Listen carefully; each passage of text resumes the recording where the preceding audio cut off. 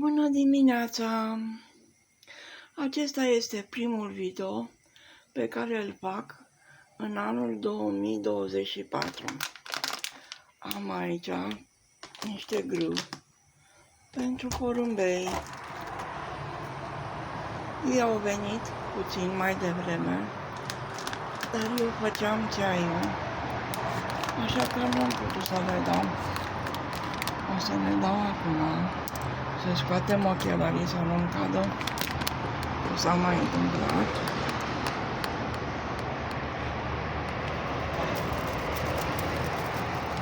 Primul sosit, primul venit, primul servit. Ia să vedem, cine sunt copiii ăștia? Copiii lui mami. Da. Ăla e borobață? Uite, unii peste alții, iubinicii lui mămica. Ce puiuci! N-ai loc, mamă! Dați mâncărica pe jos, puișorii mei. Michica a zis că ne face la servici ceva, ca o tavă cumva, să punem grâu, să nu mai cadă. Și pâinică la copii. La mulți ani puiuții lui mămica. Uite, acolo sunt niște dăia. Niște pescăruși. Și mai vine unul, și mai vine doi, ei, trei. Hai la mama, că mami vă iubește pe toți. Da, mămica vă iubește pe toți, hai papa. Rugby, da. 2024, să dea Domnul să nu fie prea frig, să trăiască porumbeii mei. Oameni buni, eu vă rog, dacă aveți posibilitatea, să dați și voi puțină mâncărică la porumbei. Dacă aveți grâu, dacă aveți pâinică, nu o aruncați la gunoi. Vă rog din suflet. Maica vineri dădea întotdeauna mâncare la toate ligioanele și la toate animalele. Și eu doresc același lucru. Să dau mâncărică la toți porumbei. Să trăiască toate animalele. Chiar și șoricei care mănâncă grâu, care cad pe jos. Că femeia de serviciu nu se deranjează să măture. Da. Dar nu fugiți, mami, cine vă gonește? Pui, vă mai dă mami mâncărică? Da? Da, mami, da. Gogoșe, nu mami, gogoșile, nu mami. Uite mai joace ei. Și sunt unii care au venit prima dată, de ei nu-i cunosc. Uite un pui mic cu malo.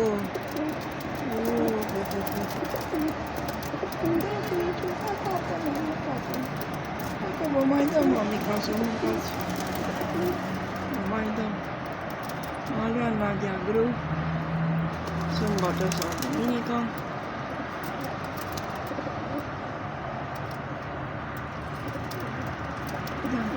Da. Și acolo sus. Mai e cineva. Gata.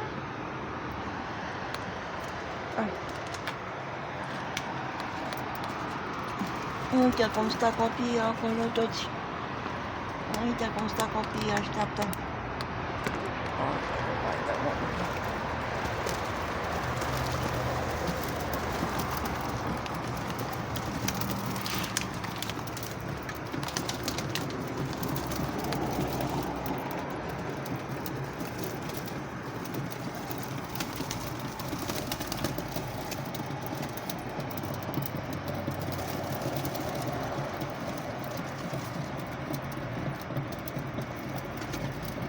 Îngrămădeală mare.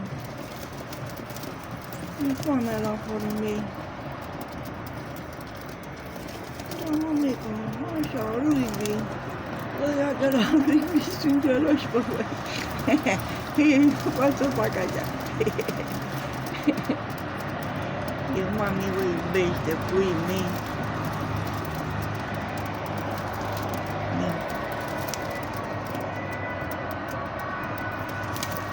Salvarea vine să ne salveze, ne aduce mâncărică.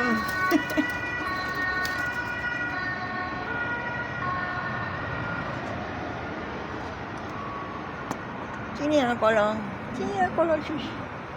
Ia uite! Copilul mami! Mai dă mami, papa, mai vă dau, da. Da, mai dau.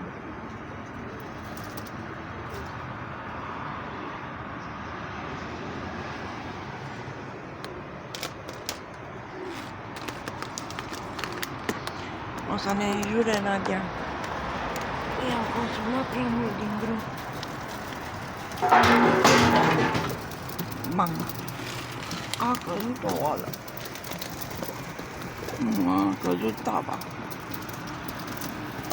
Tava în care noi o să facem niște dobreci.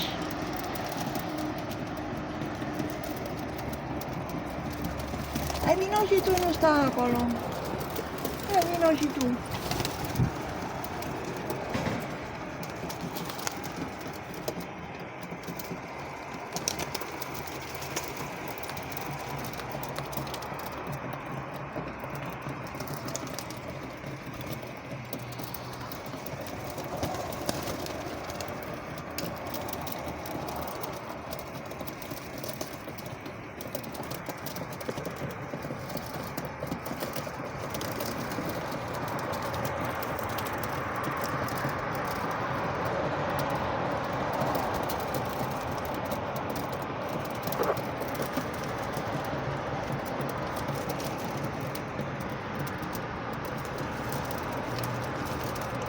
Dacă am stat noi la curte, ce bine ar fi.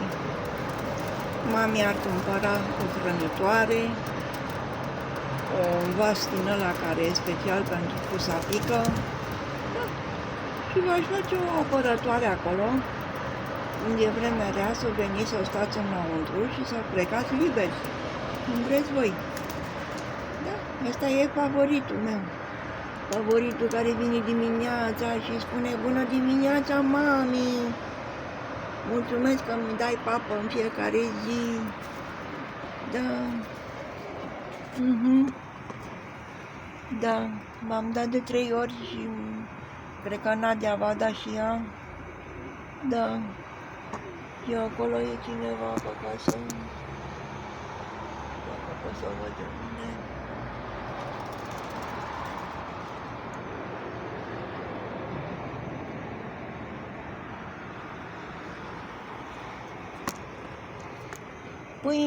Puii mei, mai veniți la 1:30, 2 să vă dau papa, că mami mai are treabă, da? În fiecare zi mămica vă dă mâncărică, chiar dacă eu să zic că nu mai am pâinică, pentru voi am să am în fiecare dimineață grâu și la prânz și după masă, pe la 5 și ceva, înainte să se întunece, da? Puiuții mei. Sper să fie cald. După joi încolo a spus la meteo că se face cald, că nu o să mai fie așa de frig, da? Hai, cântați să vă audă mama. Hai. Oh! Oh! Da.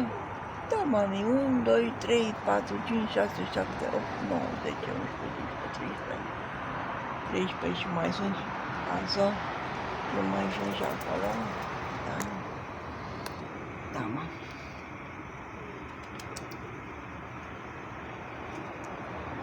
Puii mei iubiți, frumusețile lui mama. Da. Puișorii mei.